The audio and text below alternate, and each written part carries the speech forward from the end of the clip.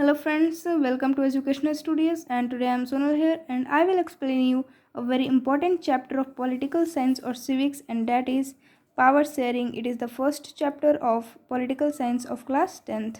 So let's start our chapter. And firstly, I would like to congratulate you all that you all have just reached to the 10th class, and next year you all have to prepare yourself for board.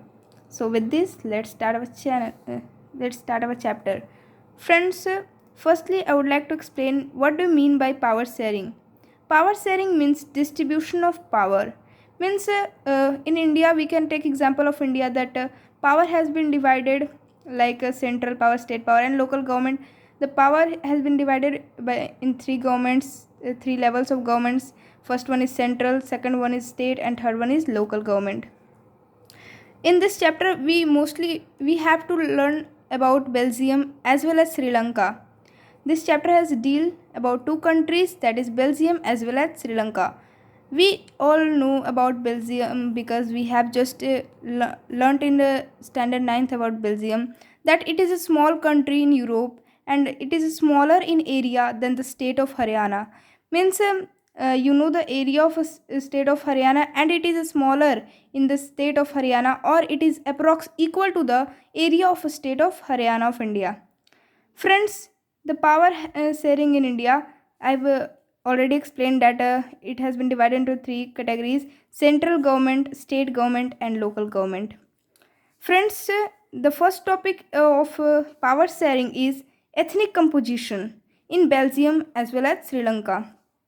In ethnic composition, it means that of same religion, same caste, same races, and same languages have a, a different type of sentiment. Means if you are of same religion, same caste, same race, and same language, then there is a different type of sentiment. So now let's start talking about Belgium. Friends, Belgium is an European country and is situated above the France. If you look at the map of a world map, then you will find that Belgium is a European country and it is situated above the France. Area is equal to Haryana, I have already told, and its population is half of Haryana. We know the population of Haryana is 2 crore, and population of Belgium is approx 1 crore. Friends, the friends in Belgium there is a contrast. Now we will understand that what is the contrast in Belgium. Friends, there is a three region in Belgium. First one is Flemish region, in which 59% people speaks Dutch language. Second one is Wallonia region, in which 40% people speaks French language, and third one is German, in which 1% people speaks German language. And friends, if you will look at the Brussels is a capital of Belgium, then we will find that 80% are French speaker. Friends, we have already learned here that here French speaker are 40%, and the percentage of Dutch speaker is more. And in the capital of Belgium, there we are just looking that 80% are French speaker and only 20% are Dutch speaker. So here is a contrast. Friends, we have just learnt about Belgium and Brussels. We have seen the contrast between Belgium and Brussels.